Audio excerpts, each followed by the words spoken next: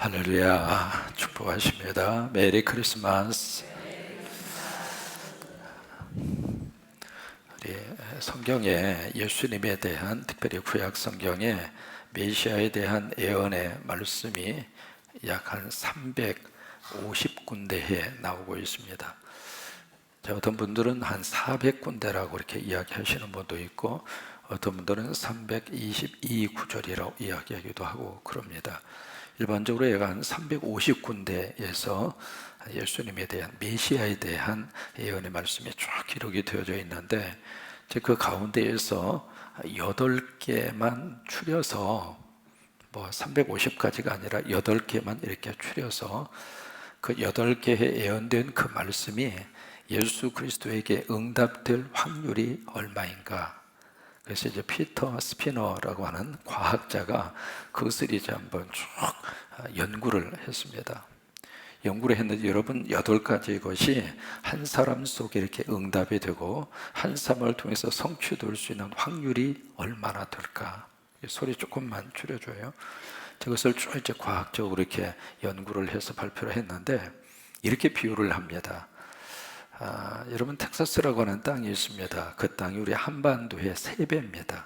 3배의 땅인데, 그 땅에다가 동전을 60cm를 쌓아 놓습니다. 동전을 쌓아 놓고, 그러면서 그 동전 하나에다가 표시를 합니다. 표시를 하고 그것을 쫙 거기에 60cm 높이로 이렇게 깔아 놓은 다음에 표시된 동전을 하나 찾아내는 거하고 똑같다는 거예요. 이 정도 이야기하면 놀랄 만합니다. 여러분, 그 이야기는 바로 뭐냐면, 8가지 예언된 그 말씀이 한 사람에게 이루어질 수 있는 확률이 가능해요, 불가능해요? 불가능하다, 그 말이에요. 무슨 얘기냐면, 여러분, 예수님에 대한 그 예언의 말씀, 메시아에 대한 예언의 말씀이 예수 그리스도에게 이루어졌다고 하는 것은 바로 기적입니다. 그런데 메시아로 이 세상에 오신 분이 누구냐면 예수님이세요. 근데 특별히 예수님에 대한 예언의 말씀이 집중적으로 기록이 된 성경이 이사야입니다. 그래서 이사야를 가리켜서 그렇게 이야기합니다. 제5복음서라. 한번 해보실까요? 제5복음서. 우리 성경에는 이제 마태, 마가, 누가, 요한 복음서가 있잖아요. 그 중에 이 이사야를 가리켜서 제5복음서라. 그 정도로 이사야서 전체 속에 예수 그리스도에 대한, 메시아에 대한 예언이 1장에서 66장까지 꽉 차 있어요. 오늘 성경은 무엇을 말씀을 하시고 있는가? 그 중에서 성육신 문제를 다루고 있습니다. 이 성육신을 영어로 인카네이션이라, 기독교 진리에 있어서 가장 중요한 진리의 출발이 바로 성육신입니다. 해보실까요? 성육신. 그러니까 하나님이 인간의 몸을 입으시고 이 땅에 오셨다고 하는 거예요. 이것을 가리켜서 우리는 뭐라고 이야기하는가? 성탄이라고 그러는 거예요. 오늘 1절에서 5절의 말씀하고 6절의 말씀하고 정 다릅니다. 1절에서 5절까지 보시면은 거기에 몇 가지 이제 우리에게 익숙한 그런 단어들이 나옵니다. 첫째, 고통이라고 하는 단어, 그 다음에 흑암이라고 하는 단어, 그 다음에 채찍이라고 하는 단어, 그 다음에 막대기라고 하는 단어, 그 다음에 전쟁터의 군인들의 신발, 피 묻은 옷이라고 하는 그런 단어, 그 다음에 압제라고 하는 단어. 이런 단어들이 1절에서 5절까지 쭉 기록이 되어져 있거든요. 그런데 여기에 고통과 흑암과 채찍과 막대기와 압제, 이 단어들 속에서 우리가 뭘 지금 느낄 수 있느냐면, 이런 모습들이 지금 바로 인간이 살고 있는 삶의 자리입니다. 그러면 왜 이런 것들이 우리 인생 속에 들어왔을까? 성경은 그 무엇 때문에 왔다고 말씀을 하시는가? 죄 때문에.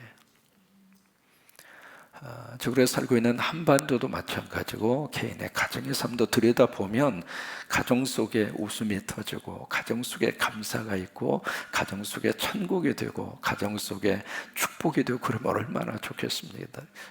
그런데 우리 가정 속에 이런 단어들이 의외로 많이 가정 속에서 이렇게 발견이 됩니다. 가정뿐만이 아니죠. 내 개인의 삶을 통해서도 이런 단어들이 많이 들어오고 있고요. 우리 민족적으로도 마찬가지입니다. 우리 남북한의 관계, 국제 정세 속에서 한반도의 상황 속에서도 이런 단어들이 계속 우리의 귀천에 맴돌고 있습니다. 왜 그럴까? 결국 바로 죄 때문에. 하나님은 우리가 이런 모습으로 살다가 이 세상 그 인생을 살다가 끝내라, 그렇게 우리를 이 세상에 창조하시고 보내지 않으셨습니다.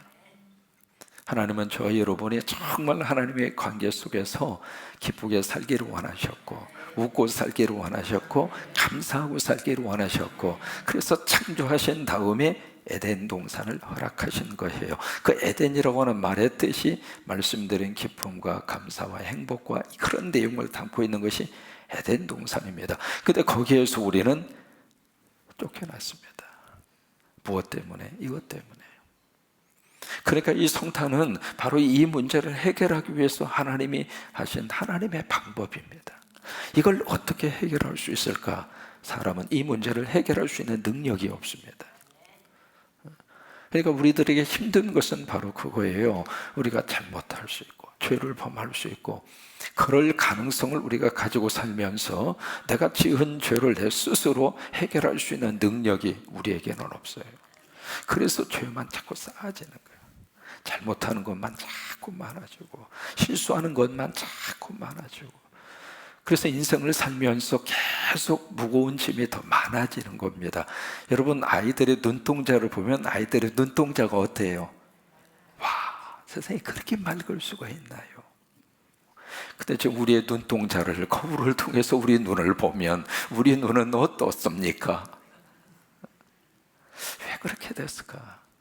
처음에는 그렇게 시작을 안 했는데 맑은, 수정보다도 더 맑은 그런 모습으로, 해맑은 모습으로 조금만 이렇게 엄마 아빠가 이렇게 착 만져줘도 카르르 웃으면서 그 해맑은, 아무 걱정이 없이 그렇게 편안한 모습으로, 그렇게 행복한 모습으로 인생을 시작했던 우리들이 살면서 왜 그렇게 됐을까?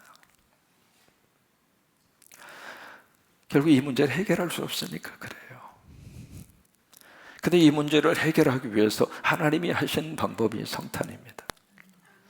그러면서 흑암의 고통 속에 있는 이 고통이 사라지고, 흑암이 사라지고, 채찍과 막대기, 압제, 이 모든 것들을 해결하시겠다, 그거예요. 그것이 1절에서 5절까지 하신 하나님의 거룩한 약속입니다. 그러면 이 문제를 어떻게 하나님이 해결하실까? 그게 5절입니다. 그래서 6절이에요. 1절에서 5절까지 그 약속을 하신 다음에 그 다음에 이것을 어떻게 하나님이 이 땅 위에서 해결할 것인가, 6절의 말씀이 바로 그거거든요. 그러면서 6절에 보시면 처음의 시작이 뭘로 시작하느냐면 이는. 특별히 5절의 말씀에 보시면은 어제를 싸우는 군인들의 신발, 피 묻은 겉옷이 불에 섭같이 사라지리라. 우리말 번역에는 불의 섭이라 그랬습니다마는 영어 번역에서는 불의 연료와 같이, 그러니까 군인들이 신고 있었던 이 신발이 하도 전쟁을 많이 하고 많이 싸워서 이 신고 있는 신발이 그냥 피투성이라 그 말이에요. 그들이 입고 있는 그 옷 자체가 완전히 피로 물들었다 그 말이에요. 그만큼 이제 전쟁과 싸움, 그런 악귀 다짐, 그런 것들이 이제 많았다는 그런 이야기잖아요. 그런 것들을 마치 불의 연료처럼 하나님께서 이 땅 위에서 사라지게 할 것이다. 바라기는 그런 축복이 바로 이 한반도 안에 일어나게 되기를 기도합니다. 한반도 땅에서. 여러분, 우리나라는요 5,000년의 역사 가운데 전쟁을 몇 년에 한 번씩 했는가? 5년에 한 번씩 했습니다. 전쟁이 무려 한 1,000번 정도 있었습니다. 이 한반도라고 하는 땅은 보통 땅이 아닙니다. 편안하게 안락하게 그런 살아온 세월이 그렇게 많지가 않습니다. 5년에 한 번씩 전쟁을 했으니까 이 강토와 이 나라가 어떤 지경이 됐을까? 그런 속에서도 여기까지 버티고 오는 것이 참 기적이거든요. 이게 60년, 70년 동안 한반도 안에 이것도요, 진정한 평화와 진정한 어떤 안정, 전쟁이 없는 그런 상태로 지속이 된 것이 아니라 휴전의 상태로. 그러니까 그런 모든 것들을 여기 완전히 사라지게 할 것이다, 그거예요. 근데 그것을 무엇으로 할 것인가? 6절의 말씀이요, 이것은 한 아기가 우리에게 낳고 한 아들을 우리에게 주신 바 되었는데 그의 어깨에는 정사를 베었고 메었고 그의 이름은 기묘자라 모사라 전능하신 하나님이라 영존하신 아버지라 평강의 왕이라 할 것임이라. 여기에 한 아기를 이야기하고 있습니다. 그 한 아기, 그 아기가 바로 누구일까? 성탄에 오시는 누구예요? 예수 그리스도. 우리는 그렇게 믿음으로 고백하고 신앙생활을 합니다. 그것이 기독교입니다. 그 한 아기가 누구일까? 성탄에 오시는 예수 그리스도. 그 예수 그리스도가 누구일까? 하나님이시고 그 하나님이 인간의 몸을 입으시고 이 세상에 오셨다고 하는 이 성탄의 가장 중요한 기본적인 진리를 우리는 아멘 하고 믿음 생활을 합니다. 그것이 믿어지지 않는 사람은 기독교 신앙을 가질 수가 없습니다. 근데 여기 한 아기 그렇게 표현하고 있잖아요. 이 아기라고 하는 단어 속에 지금 이사야를 통해서 하나님이 무엇을 지금 말씀을 하시고 싶은 내용인가? 이 아기라고 하는 단어 속에 성탄에 오시는 예수 그리스도의 바로 인성을 지금 말씀을 하시고 있는 거예요. 인간으로 오셨다 이거예요. 근데 여기 아기가 어떻게 오셨는가? 첫째 태어나셨어요. 그 다음에 태어났을 뿐만 아니라 그 다음에 여기에 주셨어요. 두 가지로 말씀을 하십니다. 낳고 태어났고 우리에게 주신 바 되었는데, 그러니까 태어난 것으로 끝난 것이 아니라 주셨다 그 말이에요. 그럼 누가 주셨는가? 하나님이 주시는 거예요. 그래서 성탄은 하나님의 선물이에요. 해보실까요? 성탄은 하나님의 선물이다. 갑자기 금년에 성탄절에 무슨 선물 이야기가 그렇게 전 세계적으로 회자가 되고 있습니다. 갑자기 북한의 김정은 그 양반이 성탄에 선물 달라고 그러니까. 성탄의 선물은 다른 선물이 아닙니다. 하나님이 줄 수 있는 선물이 성탄의 선물이에요. 그러니까 또 미국에서는 그래? 뭘 줄까? 이거 줄까? 하면서 그냥 무슨 군사작전 그 모습을 공개를 하고, 그 다음에 공중에는 그냥 경보기를 막 띄우면서 북한 전역을 지금 감시하고 있다고 그러고, 북한에서는 또 그래? 우리도 선물 줄게 하면서 무슨 ICBM인가 무언가를 또 그렇게 이야기를 하고. 여러분, 그것은 성탄에 주고받을 수 있는 선물이 아닙니다. 성탄의 선물은 하나님만이 줄 수 있는 거예요. 그러니까 성탄의 선물은 여기 나와져 있는 거예요. 그러니까 이 양반들이 지금 성탄에 무슨 선물 이야기를 지금 하고 있는데 그 이야기를 하나님이 들으시고 뭘 할 것 같아요? 아이고 한숨 쉴 것 같아. 그러니까 성탄의 선물이 이 세상에 태어나도록 하시고 그것을 주신 분은 누구냐? 주셨다 그 말이에요. 그 주셨다고 하는 것은 하나님이 우리에게 선물로 안겨주셨다 그 말이잖아요. 그러면서 이 땅에 오시는 성육신과 성탄을 오시는 그 메시아가 어떤 분인가라고 하는 것을 여기서 설명을 하고 있습니다. 6절에 보시면은 그의 어깨에는 정사를 메었고, 정사라고 하는 것은 이 통치자를 정사라고 합니다. 그래서 예수 그리스도 메시아는 이 세상에 무엇으로 오셨는가? 왕으로 오셨어요. 그것을 우리에게 복음으로 제시해 주고 있는 것이 마태복음이에요. 그래서 마태복음에서는 성탄에 대한 메시지를 정할 때 왕이라고 하는 단어를 가장 먼저 우리에게 제시합니다. 왕으로 오신 이가 어디 계신가?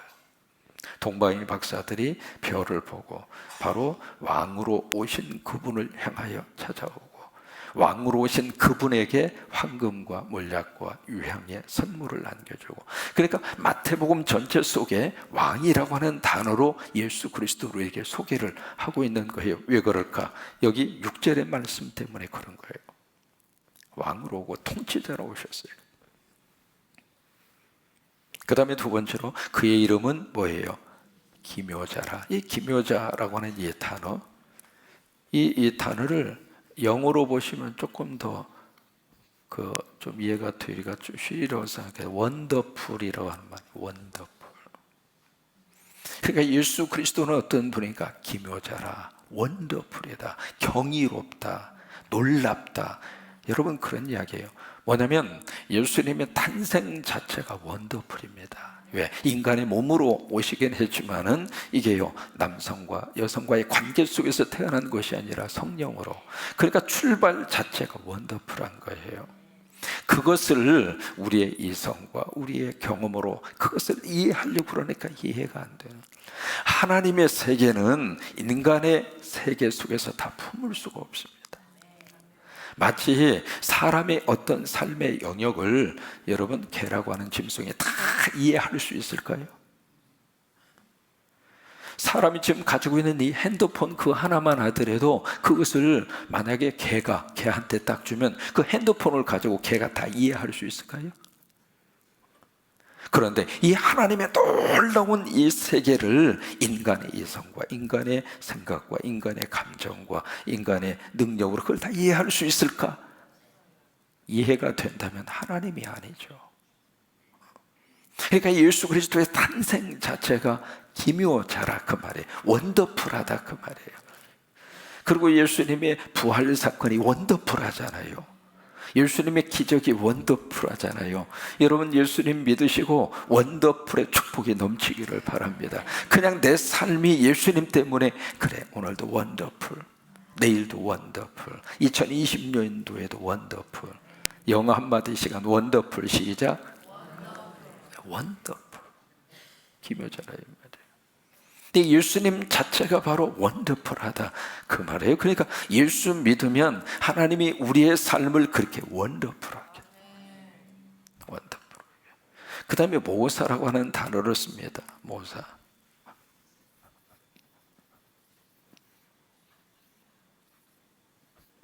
이 모사라는 말은 카운셀러라고 하는 말입니다. 카운셀러. 그렇게 하면 조금 더 이해가 쉬울 거예요. 일반적으로 상담자라 그렇게 표현을 하잖아요. 근데 상담자, 이게 이제 요한복음으로 가서 보시면은 이 카운셀러라고 하는 말이 보혜사라고 하는 말로 그렇게 우리에게 소개를 합니다. 그 보혜사로 오신 분이 누구냐면 성령님이시잖아요. 그래서 예수 그리스도 메시아는 우리 삶의 상담자입니다.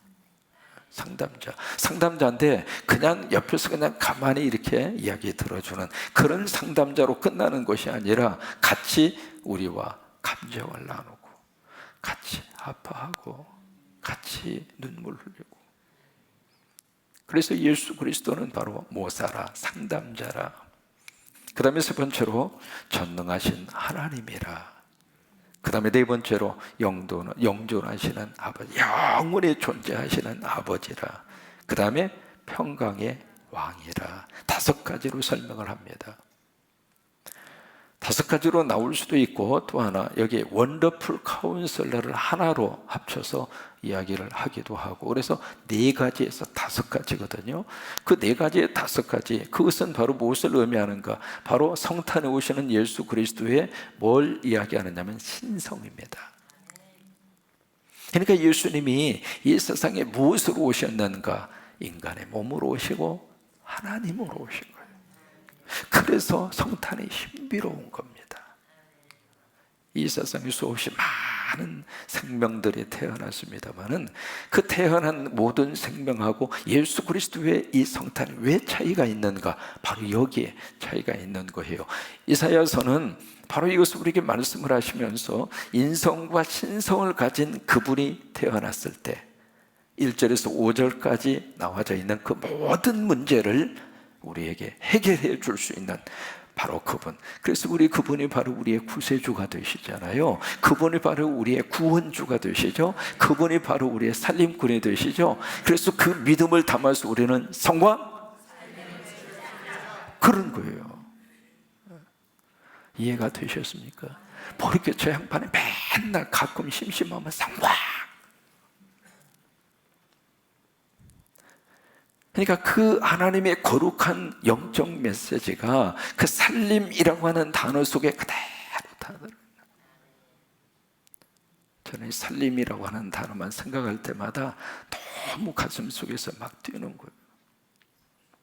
여러분이 성탄절에 그 살림의 복이 넘치게 되기를 주의 이름으로 축원하고, 특별히 한반도 안에 긴장 관계가 이어지고 있습니다마는 그 모든 것을 해결할 수 있는 분은 하나님 외에는 없습니다. 성탄 외에는 그것을 해결할 수 있는 길이 없습니다. 하나님이 함께 하시고 하나님이 역사하셔서 성탄절에 무슨 선물을 주고 받는다, 그런 선물 하나님께서 원하시는 선물들이 아니잖아요. 정말로 하나님이 기뻐하시는 선물이 이 성탄절에 북한에도 하나님이 주시게 되기를 원하고, 바로 여기에도 하나님이 주시게 되기를 원하고, 그런 역사가 임하게 되기를 주의 이름으로 축원합니다.